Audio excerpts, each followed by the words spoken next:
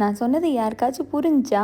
பெங்காலி ஸ்டைலில் விஜயதசமி வாழ்த்துக்கள் தாங்க சொல்லியிருந்தேன். எனக்கும் முதல்ல புரியல. என் ஃப்ரெண்ட்டை கேட்டோன்னா அவங்க இதுதான் இதைத்தான் நீங்கள் எப்படி சொன்னீங்களா அப்படின்னு நினச்சிக்கிட்டேன். பெங்காலி ஸ்டைலில் தசரா கொண்டாடுறதுக்கு போகலாமா? என்னோட ஃப்ரெண்டு வீட்டில் வந்து இந்த 10 நாளுமே நல்லா பூஜை பண்ணி இந்த 10வது நாள் தசரா அன்னைக்கு வந்து ரொம்ப கிராண்டாக ஒரு பூஜைலாம் பண்ணுவாங்களாம். இங்கே அந்த அளவுக்கு பண்ண முடியாது இல்லையா? ஸோ அதனால் பக்கத்தில் இருக்க ஃப்ரெண்ட்ஸை மட்டும் கூப்பிட்டு சிம்பிளாக ஒரு ப்ரோக்ராம் மாதிரி அரேஞ்ச் பண்ணியிருந்தாங்க. சரி வெறும் கையோட எப்படி போகும்னு சொல்லிட்டு ஸ்வீட் செஞ்சு கொண்டு போகலாம். அதுவும் இன்னைக்கு தேர்ஸ்டே வேறையா மஞ்சள் கலரில் கேசரி செஞ்சு கொண்டு போகலான்ட்டு தாங்க செஞ்சிட்ருக்கேன். கலர் வந்து பார்த்தீங்கன்னா off white or red colour இருக்கிற மாதிரி கட்டிட்டு வாங்கினாங்க. இந்த சேலை எப்போ உள்ள சேலைன்னு எனக்கே தெரியல. ரொம்ப வருஷத்துக்கு முன்னாடி உள்ள சேலையை அந்த கலர் காம்பினேஷனுக்காக தேடி பிடிச்சி எடுத்து என்னுடைய பழைய பில்டிங்க்கு போயாச்சுங்க. இந்த வீட்டில் தான் ஒரு 6 வருஷத்துக்கு முன்னாடி 8 வருஷம் நான் ஸ்டே பண்ணியிருந்தேன். அனுஷ்கா 7 மாத பிள்ளையிலேருந்து அனுஷ்கா 3rd வரைக்கும் படிக்கிற வரைக்கும் இங்கே இருந்தோம். ரொம்ப சூப்பராக இருக்கும் இந்த வீடு. சிம்பிளாக இருந்தாலும் ரொம்ப பீஸ்ஃபுல்லாக ஜாலியாக இருக்கும். ஏன்னா இங்கே உள்ள நெய்பர்ஸ் எல்லாருமே அந்த அளவுக்கு செம்மையாக பழகுவாங்க. பாருங்கள் அப்போ உள்ள பழக்கம் இப்போ வரைக்கும் எவ்வளோ ஃப்ரெண்ட்ஷிப்பாக இருக்குன்னு சொல்லிட்டு டச்வுட். அவங்களுடைய பெங்காலி முறையில் வந்து இந்த மாதிரி விஜயதசமி அன்னைக்கு வந்து எல்லாருக்குமே மாறி மாறி வந்து குங்குமத்தை பூசி விடுவாங்களாமா. இது அவங்களுடைய ஒரு கல்ச்சரா. அனுஷ்கா கிருத்திகாவெல்லாம் 1 வயசு 2 வயசுலேருந்து இவங்களுக்கு தெரியும் இல்லையா? ஸோ இதுங்க வளர்ந்துட்டே போகிறத பார்த்துட்டு நான் இன்னும் உனக்கு ஏணி போட்டு தான் உனக்கு இந்த மாதிரி பண்ணணும் போல இருக்குன்னு சொல்லிட்டு கிண்டல் அடிச்சுக்கிட்டே பூசி விட்டுருந்தாங்க. அதுக்கப்புறம் ஒவ்வொருத்தங்களுக்கா எங்கள் பெரியவங்களுக்குமே வந்து பண்ண ஆரம்பிச்சிட்டாங்க. நம்ம ஊரில் எப்படி மெட்டி போடுறது பழக்கமோ அந்த மாதிரி அவங்களுடைய கையில் வந்து ஒயிட் அண்ட் ரெட் பேங்கிள் போட்டிருப்பாங்க. அது வந்து சங்குனால செய்யப்பட்ட பேங்கிள்னு சொல்லுவாங்க.